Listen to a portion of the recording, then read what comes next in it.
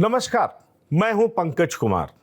इस खास एपिसोड में मैं आपके लिए ला रहा हूं वो जानकारी जो आपकी बेहतर जिंदगी में बहुत ज्यादा सहायक हो सकती है। दुनिया डेवलप हो रही है, लेकिन बीमारियां भी बहुत तरह की आ रही हैं और उसमें हड्डी की बीमारी एक बड़ी बीमारी है। तो उस बड़ी बीमारी को कैसे टैकल किया जाए, उसका इलाज कैसे किया जाए, नी और हिप रिप्लेसमेंट कैसे हो, इन तमाम चीजों के बारे में बात करने के लिए हमारे साथ इंटरनेशनली एक्लेम्ड, जी हां, पूरी दुनिया भर में चर्चित डॉक्टर पंकज वालेचा, जी हां, सर्वोदय ग्रुप से जुड़े हुए हैं। मैं इनका स्वागत करना चाहूंगा। मेरे साथ स्टूडियो में है। इनका स्पेशल इंटरेस्ट जिन चीजों में है वो है robotic and minimally invasive knee replacement, partial knee replacement, ligament repair and sports injury surgery. आप जानते हैं लिगामेंट रप्चर होता है, स्पोर्ट्स इंजुरी किस तरीके से होता है। और आपको पता है हमारे बहुत फेवरेट प्लेयर ऋषभ पंत के साथ क्या हुआ, उनका एक्सीडेंट हुआ और कैसे इन जैसे डॉक्टरों की मदद से बिल्कुल फिट हो गए और अब फिर मैदान में चौके और छक्के लगा रहे हैं।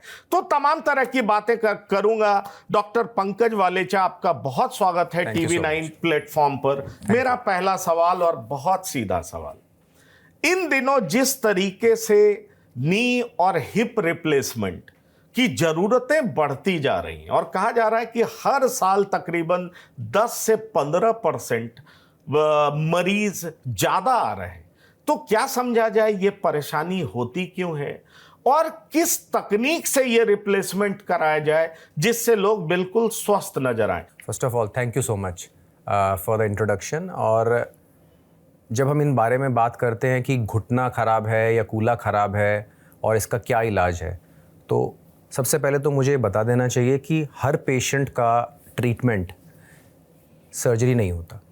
90% पेशेंट्स को हम बिना ऑपरेशन के ठीक कर सकते हैं। यस, 90%।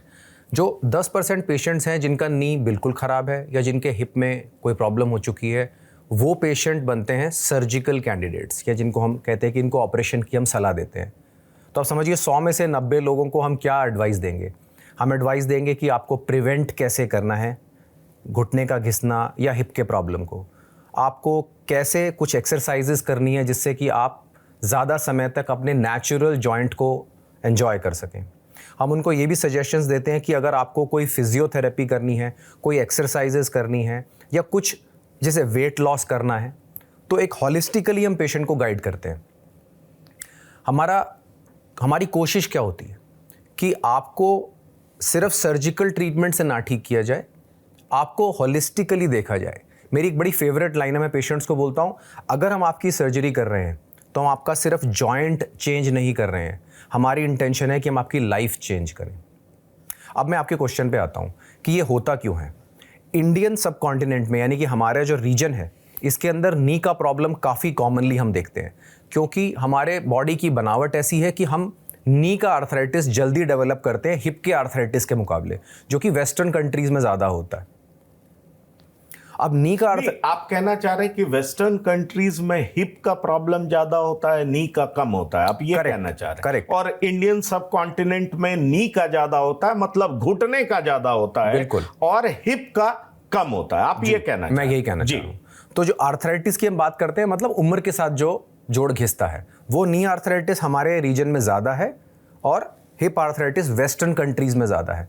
तो हम जब अपनी कंट्री की बात करते हैं तो जो पेशेंट हमारे पास आता है, अलग अलग एज ग्रुप में पेशेंट पहुंचते हैं। हर नी पेन का मतलब ये नहीं है कि आपका ऑपरेशन होगा। अगर समझो मेरे पास कोई 20 से 30 साल की उम्र में नी पेन लेके आया, तब तो डेफिनेटली हम उनको नी रिप्लेसमेंट तो एडवाइस नहीं करने वाले हैं। उनके लिए हम ये देखते हैं कि उनका जैसे घुटना है, ये घुटने का एक मॉडल है, तो इस घुटने के अंदर जो हमारे जांग की हड्डी और टांग की हड्डी के बीच में जो स्पेस होता है, वो घुटने का जोड़ होता है। और आमतौर पे हमने देखा है कि पेशेंट्स घुटने को एक जोड़ मानते हैं, जबकि हम डॉक्टर्स घुटने को 3 हिस्सों में देखते हैं, 3 पार्ट्स में देखते हैं।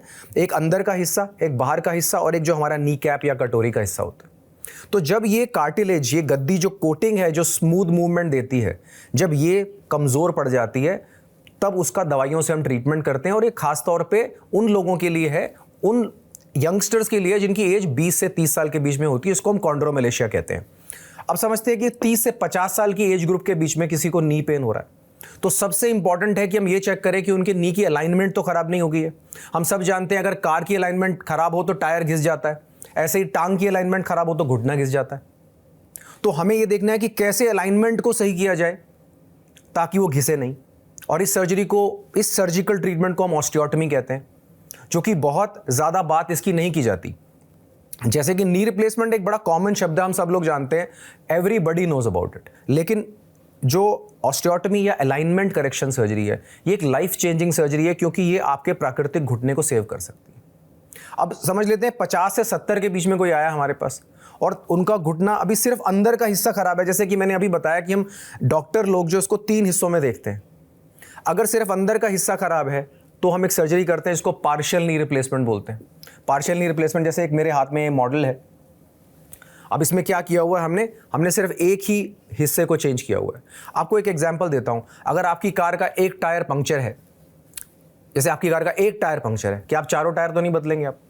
ऐसे ही पार्शियल नी रिप्लेसमेंट है। अगर एक कंपार्टमेंट हमारा खराब है, अगर एक ही कंपार्टमेंट घिसा है, एक ही साइड घिसी है, तो सिर्फ उसको चेंज किया जाता है। इसमें बहुत एडवांटेजेस होते हैं, जैसे आप इसमें देख रहे हैं, सिर्फ एक ही साइड जो है हमने चेंज करी हुई है। आपका 2/3 घुटना नॉर्मल है, आपके सारे लिगामेंट्स इंटैक्ट है, आपकी नी की बहुत नेचुरल फीलिंग आती है इस सर्जरी के बाद। और समझो कि अब 60, 65 या 70 साल से ज़्यादा उम्र है और घुटने बिल्कुल ख़राब हैं, बिल्कुल घिस चुके हैं, तो घुटना टोटल नी रिप्लेसमेंट हम करते हैं, जिसमें कि हम सारा तीनों हिस्सों को चेंज करते हैं।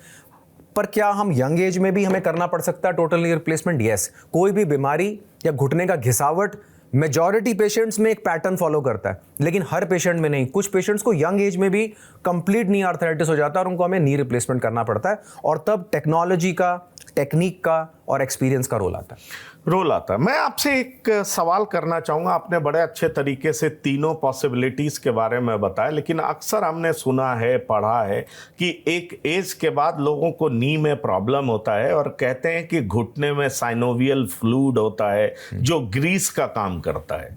जरा आप मुझे ये बताएं कि साइनोवियल फ्लूइड किन लोगों में सूखने लगता है? बहुत लोगों को हम बहुत ज़्यादा उम्र तक देखते हैं वो फिट रहते हैं, और बहुत लोगों का 40s आते आते उनकी हालत ख़राब होने लगती है।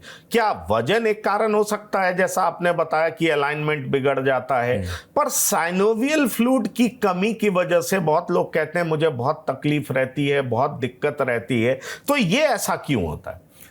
ओके, तो जैसे ये नी का मॉडल हम देखते हैं, नी के जॉइंट की नॉर्मल फंक्शनिंग के लिए 3 बड़े इंपॉर्टेंट चीज़ें हैं। एक तो हमारे नी के ऊपर एक कवरिंग होती है जिसके अंदर सारा साइनोवियल फ्लूइड जो आप बात कर रहे हैं, या जिसको हम आम भाषा में ग्रीस बोलते हैं, कि घुटने की जो ग्रीस है वो साइनोवियल फ्लूइड होता है। जैसे जैसे साइनोवियल हमारी एज एडवांस होती है तो एक प्राकृतिक तरीका होता है जिससे कि वो साइनोवियल फ्लूइड की क्वालिटी डाउन होती है। और ये साइनोवियल फ्लूइड जानते हैं क्या काम करता है? ये हमारे इस कार्टिलेज को न्यूट्रिशन देता है, इसको ताकत देता है। अगर मेरा साइनोवियल फ्लूइड खराब हो रहा है, जैसे गाड़ी का इंजन ऑयल खराब हो जाए तो इंजन पे असर होता है, ऐसे ही साइनोवियल फ्लूइड अगर कमज़ोर पड़ जाए तो हमारा कार्टिलेज कमज़ोर हो जाता है, जो कि दूसरी इंपॉर्टेंट चीज़ है नी के फंक्शन के लिए, राइट। और तीसरी इंपॉर्टेंट चीज़ है, हमारे घुटने के अंदर एक कुशन्स होते हैं जिनको मेनिस्कस बोलते हैं या शॉक एब्जॉर्बर बोलते हैं। पहले मेरा साइनोवियल फ्लूइड कमज़ोर हुआ या उसकी क्वालिटी डाउन हुई, उसकी वजह से मेरा कार्टिलेज वीक हुआ, और उसकी वजह से मेरा कार्टिलेज जब रफ हो गया तो मेरे कुशन्स या शॉक एब्जॉर्बर्स भी डैमेज हो गए। तो ऐसे ये प्रोसेस होता है। अब कुछ लोगों के अंदर जल्दी नी पेन होने लगता है अर्ली एज में, अगर उनका कार्टिलेज वीक हुआ और उन्होंने उसका ट्रीटमेंट नहीं लिया। जैसे कॉन्ड्रोमेलेशिया मैंने अभी बात करी, अगर उसका ट्रीटमेंट नहीं लिया तो कार्टिलेज कभी ना कभी वो फ्लेक ऑफ होके एक परत उसकी उतर जाएगी और वो सरफेस रफ हो जाएगा और वो नी को डैमेज करने का प्रोसेस शुरू कर देगा।